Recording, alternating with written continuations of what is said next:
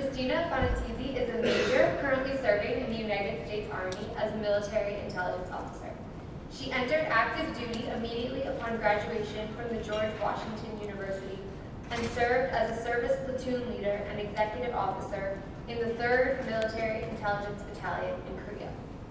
Following a year-long Korean tour, she served as a special security officer and G2 battle captain in Germany and deployed with the 2nd Brigade Combat Team, 1st Armored Division, in support of Operation Iraqi Freedom, where she took command of the brigade's military intelligence company as the only female commander in combat. She has been deeply involved in promoting overall physical health, fitness, and camaraderie at TUC, and directly contributed to increased knowledge and awareness of veterans at TUC and Dartmouth College. Following TUC graduation, Christina will instruct leadership and negotiations at the United States Military Academy at West Point.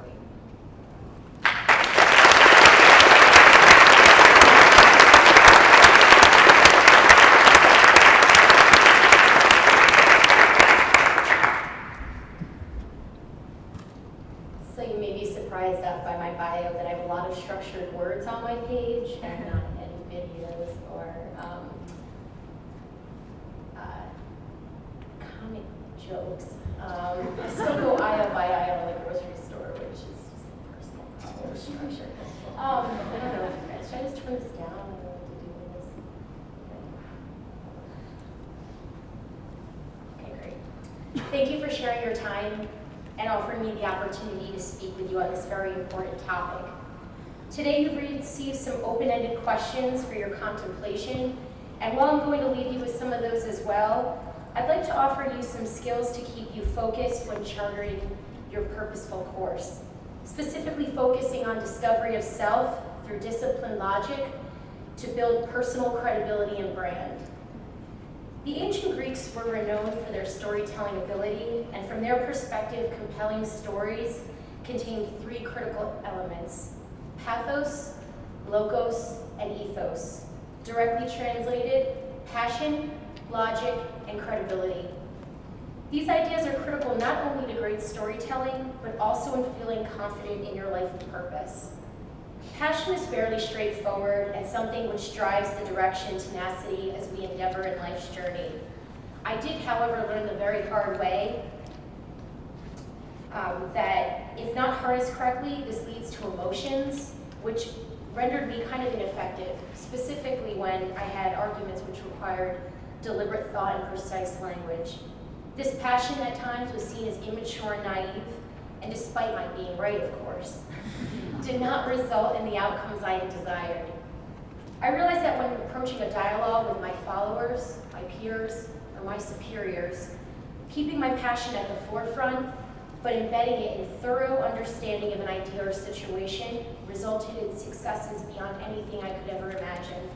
I was balanced, strong, and confident in my approach because I had reasoned through the logic it required. Harnessing these together yielded trust, faith, and confidence both within myself and my others. I established credibility, not through my authority or rank, but rather through my pursuit of knowledge to expand and challenge my own views, as well as those which become, and so sadly often became, organizational status quos. I share this with you because there is a natural fear in charting your course, in finding yourself and committing to a life of purpose. This results in a panic within yourself, lacking self-confidence, and addressing and acknowledging your own limitations and vulnerabilities. If you rest your values and contributions in passion, logic, and credibility, you will become grounded. You will gain certainty in your intuition and strength in articulating your convictions. You will also engender thought in others who challenge you, forcing them to question their beliefs and apply logic in their presentations. You will also respect someone who stands on the opposite end of the table, seeing them as an intellectual peer versus an unworthy adversary. You will gain much more in collaboration than in isolationism. The best example of this currently is the partisanship we observe in Washington, that despite which side of the aisle we may individually stand, I'm sure we would collectively agree this separation is not for the betterment of our country or our economy. I offer this to you today because you have a great opportunity ahead of you. You carry a great brand and honor, which you have earned in your acceptance and participation at Dartmouth. You also are quite susceptible to falling prey to ideas simply because everyone else in your community is telling you that's the right thing to do. It is not a question of your preferred candidate, your religion, or your social views. It is a question of who you will allow to define you, your purpose, your journey, and will you allow others to determine your brand and identity? Consider your passion, decipher the logic, and articulate both in a balanced and reasoned manner, and you will be rewarded with credibility, which people may describe you as fair and competent versus opinionated and popular. So what? I was never in a unit where I was the most liked. Actually, I'm pretty certain at times I was the least popular in my formation, but my character and desire for something better was never questioned. I often get asked what I love most about being a soldier, and without a doubt, it's the spirit of the soldier. How with childlike naivety, they follow you, curse you, and have the most honest and sometimes inappropriate way to share their thoughts with you. And how so many occasions, despite my anxiety and not knowing if we were going to pull it off, we did, and it happened far beyond my wildest dreams. A mere example of this is 52 U.S. soldiers holding ground in a valley for 12 hours with minimal support, far in the most remote corner of Afghanistan, against a 400 enemy Taliban attack. The story of a Special Forces veteran and New York City firefighter who, amongst the smoke and flames of a burning World Trade Center, climbed over 78 floors to save the lives of others, losing his own in the fight. And of a combat doctor who took a team of civilian and veteran nurses and doctors to Haiti 4 days after an earthquake to render aid without question. These are not my stories, but they are the stories of Dartmouth students, unassuming heroes on our campus. These are the stories of the American soldier, and I believe the story of the American people.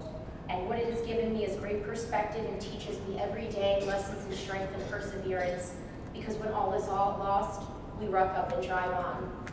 Today is a time for reflection, and is also more importantly a time to look to the future. I believe in America. I believe in her so strongly, I choose to make a personal vow to protect her and her borders, and support to areas where human dignity, such as life, liberty, and a pursuit of happiness are not a guarantee. The wonderful story here is that you do not need to commit to military service to commit your life to service.